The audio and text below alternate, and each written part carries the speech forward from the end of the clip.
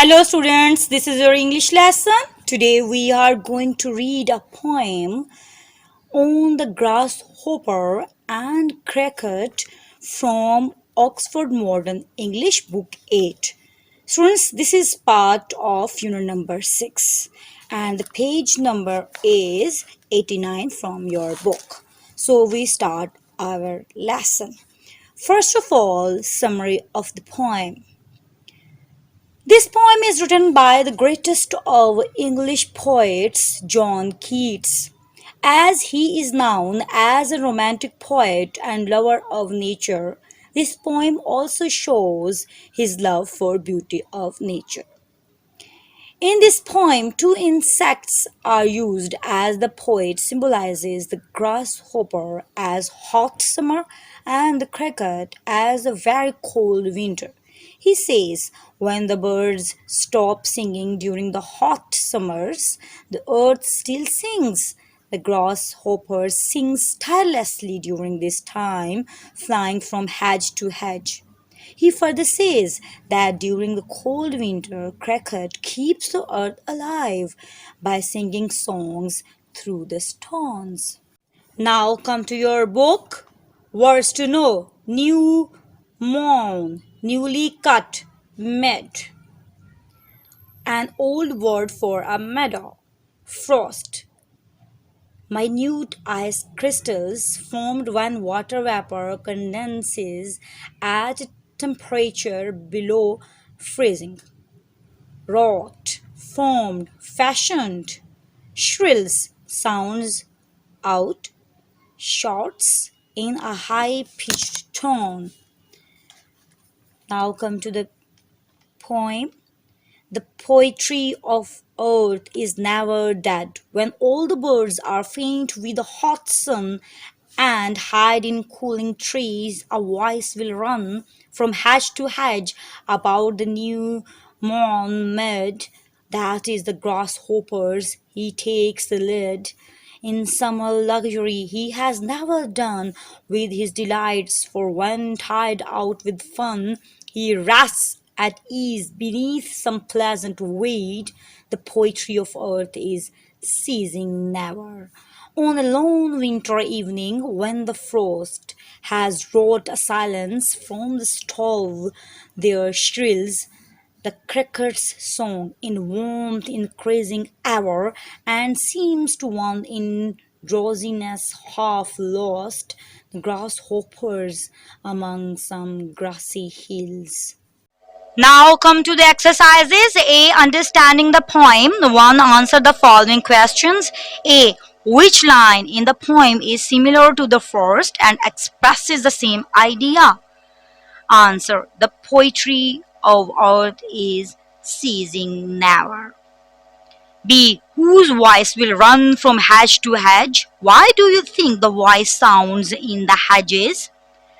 Answer is: the grasshopper's voice will run from hedge to hedge.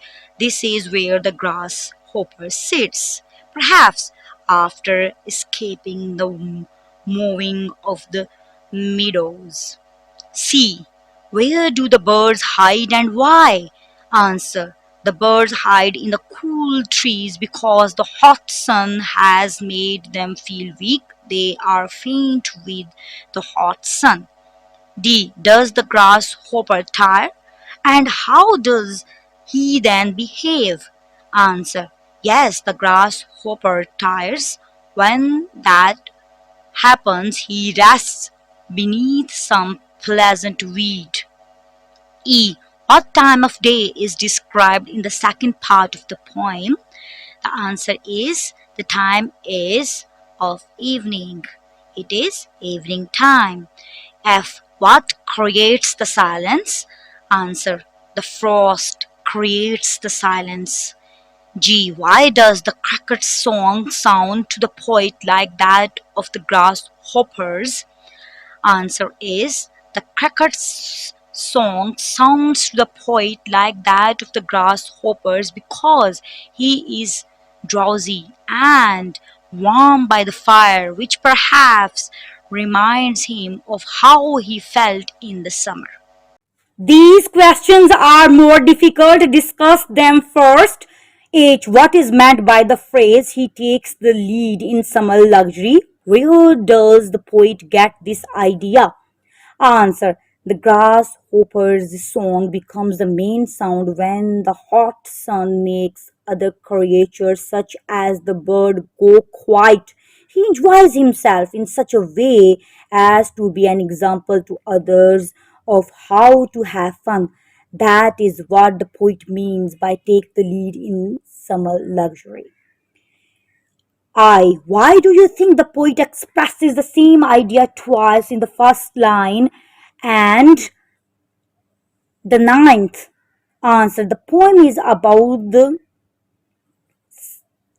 the ceaseless beauty of nature, song and poetry, and linked through the use of the word voice. The poet's message is that poetry and nature are linked and constant. J. What is the difference between a grasshopper and a cricket? Find out three or four differences: appearance, auditory organs, activity, feeding habits. Answer. Grasshopper. Short antenna, make sound by rubbing long back legs against wings. Ears at base of abdomen. Active during the day, mostly eat grass. Cricket, on the other hand, long antenna, make sound by rubbing wings together. Ears on front legs, active at dusk, eat grass and animal matter. Understanding poetry. 2. Note that the poem has a rhyming scheme. A. Find out how many syllables there are in each line. Is there a uniform pattern throughout the poem? Answer. Most lines have 10 syllables.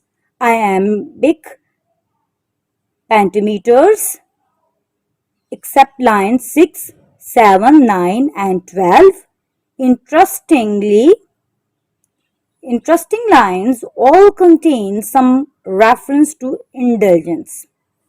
B. In what way does the rhyming scheme of the first part of the poem differ from the second? Answer.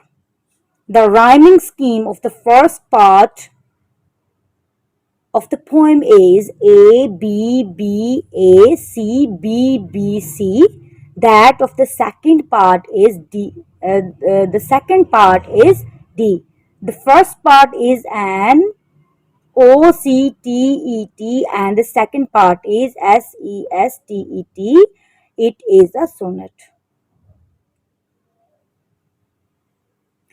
Note that the poem consists of only two sentences. To understand the poem better, reading a whole sentence at a time. See what are the main ideas in the poem, one for each sentence. The poetry of the earth, summer and winter. 3. Answer the following questions with reference to context. A. He has never done with his delights. 1. To whom is the poet referring? Answer is the grasshopper. 2. What delights might these have been? Hopping about in the hedge, making his music. 3. What does he do after this? Answer is rests under a pleasant wheat. B. When the frost has wrought a silence. 1. When does the frost do this? Answer is in winter. 2. What does wrought mean and how might the frost has wrought a silence? Answer. Wrought means formed or fashioned in a specified way. The frost might have wrought silence because frost covers everything in ice and most creatures become silent. 3. What effect does this have on the cricket and the poet? Answer. The cricket sings and the poet drowses and dreams. B. Working with words.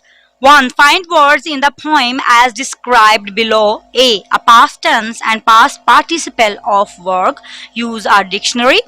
Done. Done is past participle of work. B. An adjective meaning chilling or temperature reducing. Cooling is an adjective. C. Pleasures or enjoyments, delight and fun. D. A creature of the locustid family of insects, grasshopper. E. A creature of the Grelidae family of insects, cricket. F. Three words of three syllables each, poetry, luxury, drowsiness. G. Two final words in two separate lines that should or could be abbreviated with an apostrophe in order to keep the meter. Never, now, and ever, ever. To find synonyms in the poem for the following. A. Heat, warmth. B. Appears, shrills. C. Meadow, mate. D. Agreeable, pleasant. E. Sleepiness, drowsiness. Similes. 3. Complete these well-known similes. Use the list below. Example: as brave as a lion, as bright as a glass, as brittle as a glass, as brown as a berry, as changeable as the weather, as dead as a doornail, as deaf as a post, as different as chalk and cheese, as fair as the morning, as fat as a hippo, as furious as a lion, as fit as a fiddle, as happy as a lark, as gaudy as a peacock, as harmless as a dove, as heavy as a lead.